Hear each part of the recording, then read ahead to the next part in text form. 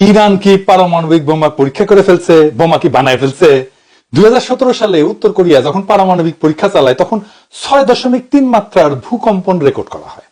এইটা ছিল বিস্ফোরণজনিত কৃত্রিম ভূকম্পন। গতকালকেও ইরানের সেমনানে 5.1 মাত্রার ভূকম্পন হয়েছে। সেমনান ইরানের মিসাইল টেস্ট এরিয়া। এইটা ইরানের প্রধান মহাকাশ উৎক্ষেপণ কেন্দ্র।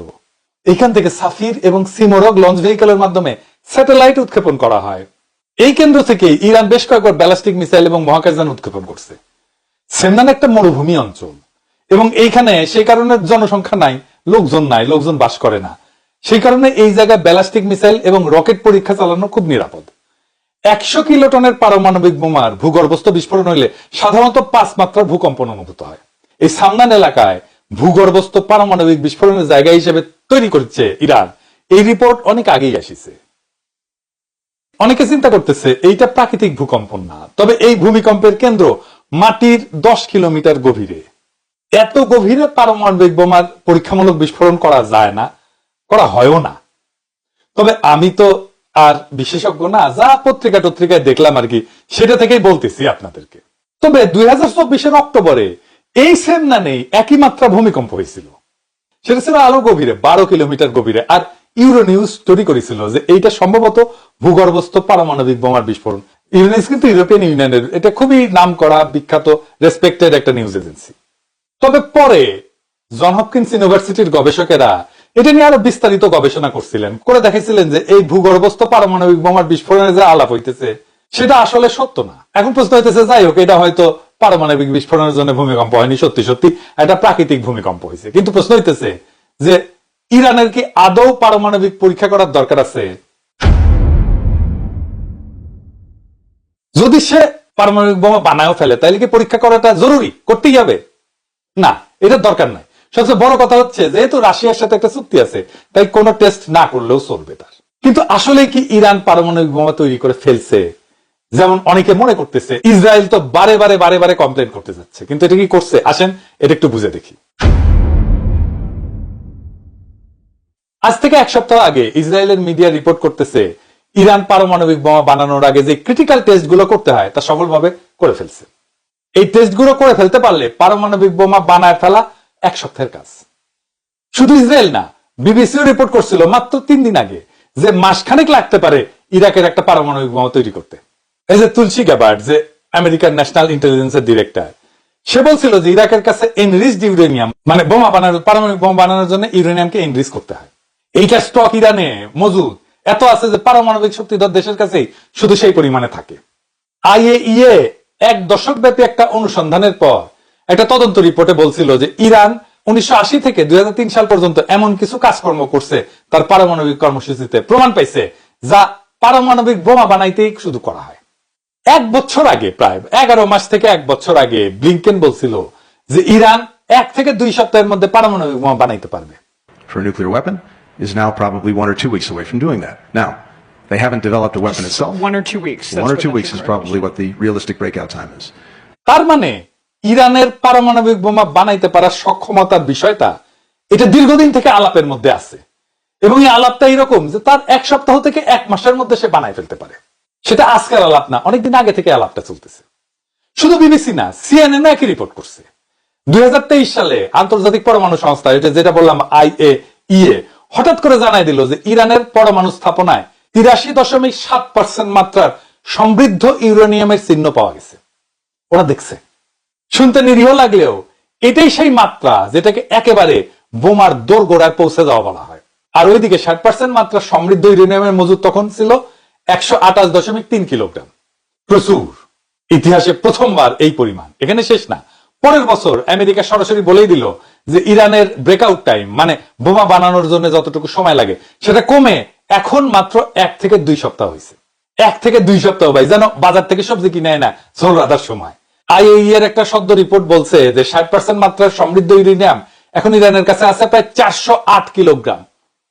হিসাব করে বলছে যদি এইটুকু ইউরেনিয়াম আরেকটু ঠেলে আরেকটু সমৃদ্ধ করে ফেলা যায়, তাহলে এটা দিয়ে ইরান চাইলে একেবারে 9 থেকে 10টা বোমা বানায় ফেলতে পারে। মানে পুরা মধ্যপ্রাচ্যের রাজনীতির ঘড়িতে এখন একটা টাইমার সেট করা হয়েছে, ঘড়ির কাঁটা এখন টিক টিক করতেছে। তখন তেহরান ধীরে ধীরে বলতেছে বুম বুম বুম। কিন্তু এর মধ্যে একটা নিউজ আসছে যে ইরান একটা ইমপ্লোশন টেস্ট করে ফেলছে। কি সেটা? এটা একটু বুঝে দেখি। পরমাণু বোমার কার্যকারিতা যাচাইয়ের জন্য এটা একটা গুরুত্বপূর্ণ ধাপ। এর মাধ্যমে দেখা হয় বিস্ফোরক গুলা সঠিকভাবে একসাথে ফাটতেছে কিনা। অনেকগুলো বোমা একসাথে ফাটতে হয়, ফাটার পরে মাঝখানের কোর যেটা কেন্দ্র, ওই জায়গায় চাপ পড়ে, তারপরে পারমাণবিক বিস্ফোরণ শুরু হয়। এই সবগুলো একসাথে ফাটতেছে কিনা এই টেস্টটা করাটা খুব ক্রিটিক্যাল কথা। এই টেস্টটা করা খুবই গুরুত্বপূর্ণ।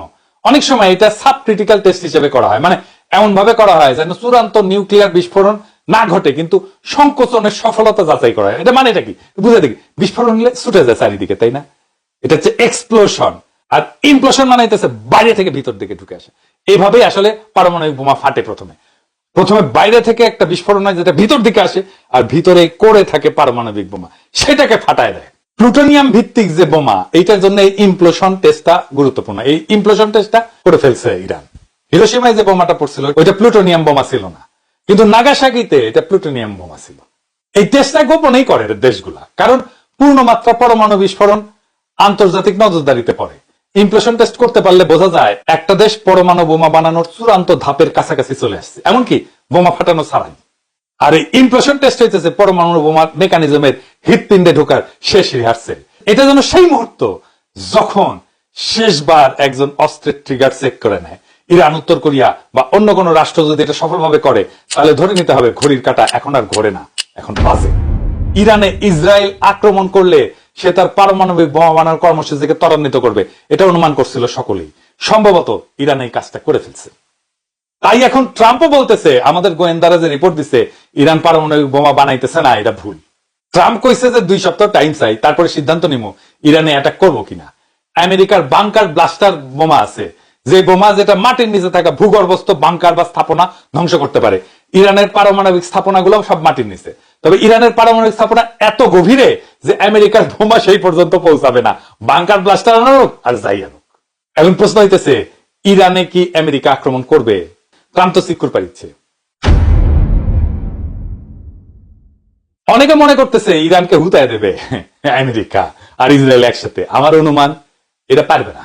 ইরান সম্ভবত বানায় ফেলছে পারমাণবিক বোমা। আমেরিকান আক্রমণ হলে ইরান তার সর্বশক্তি প্রয়োগ করে পাল্টা আক্রমণ করবে, আর সেটা হইতে পারে পারমাণবিক বোমা তৈরি হয়ে থাকলে সেটার ব্যবহার করা। ইরানের একরোখা সাহসী অবস্থান দেখতেছেন না? এই প্রস্তুতির কারণেই সম্ভবত এই সাহসী অবস্থান আমরা দেখতে পাইতেছি। আজকের প্রশ্নটা শুধু ইরানের না, এটা গোটা দুনিয়ার সব নির্যাতিত, শোষিত, অবরুদ্ধ জাতির। ইরান হয়তো পরমাণু বোমার শেষ পরীক্ষায় পৌঁছে গেছে, বা হয়তো না, কিন্তু ইরান যা নিশ্চিতভাবে অর্জন করে ফেলছে তা হলো আত্মমর্যাদার পরমাণু স্তম্ভ। যে দুনিয়ায় গণতন্ত্র আর মানবাধিকার নামের শব্দগুলোকে অস্ত্র বানায় সাম্রাজ্যবাদের ট্যাঙ্কে চাপায় দেওয়া হয়, যেখানে ইরান দাঁড়ায় আছে অধিকার আর প্রতিরোধের এক বিকল্প ব্যাখ্যা হইয়া। এই প্রতিরোধ শুধু ইসরায়েলের বিরুদ্ধে না, এই প্রতিরোধ সেই সাম্রাজ্যবাদের বিরুদ্ধে যেটা জাতিসংঘকে নিজের ঘরের চাকর বানায় রাখে, আর IAEA এর রিপোর্টটাকে নিজের মিসাইলের সময়সূচি হিসেবে ব্যবহার করে। ইরান যদি সত্যি সত্যি পারমাণবিক বোমা বানায় থাকে, তাইলে সেটা গোটা দুনিয়াকে ধ্বংস করার জন্য না, বরং নিজেদের ধ্বংস হওয়া থেকে বাঁচানোর জন্য। এটা ধ্বংসের প্রতিশোধ না, অস্তিত্বের প্রতিরক্ষা। অনেকে বলতেছে আমেরিকা হামলা করবে, ইরান শেষ হয়ে যাবে। তাদের বলি, শেষ হয়ে গেলে ফিলিস্তিনের শিশুদের চোখে যে আগুন দেখো, সে আগুন কিভাবে এখনো জ্বলে। শেষ হয়ে গেলে ইরানের বৈজ্ঞানিকেরা কেন এখনো গোপনে কাজ করে। শেষ হয়ে গেলে এক জনপদের সাহস কিভাবে বিশ্ব শক্তির রাডারে ধরা পড়ে। ইরান এখন আর শুধু একটা রাষ্ট্র না, ইরান এখন এক আইডিয়া, ইরান এখন এক চেতনা, এক সাহসের, আত্মমর্যাদার, দাঁতে দাঁত চেপে সহ্য করার, আবার দাঁড়ায় যাওয়ার চেতনা। একটা জাতির না, একটা সময়ের, একটা যুগের প্রতিনিধিত্ব করে এখন ইরান। কেউ যদি পতনের শেষ প্রান্তে দাঁড়ায় থেকে চোখে আগুন ঝরাইতে পারে, তাহলে পুরা দুনিয়ার রাজনীতির মানচিত্র বদলে দিতে পারে সে। মাথা উঁচু করে দাঁড়ায় থাকো ইরান। তোমার এই দাঁড়ায় থাকা এক একটা পারমাণবিক বোমার চাইতেও শক্তিশালী। তোমার পতন না, তোমার প্রতিরোধী হবে ইতিহাস। আর সেই ইতিহাস লেখা থাকবে একটা জাতি যখন আত্মমর্যাদাকে জড়ায় ধরে, তখন দুনিয়ার সব মিসাইলও তার কণ্ঠ রোধ করতে পারে না। ইরানের লড়াইয়ে পরাজয় নাই, আছে শুধু প্রেরণা। তুমি আঘাত খেয়ে আবার উঠে দাঁড়াবে, কারণ তুমি ইরান। সাহস যার আর এক নাম, ইনকিলাব।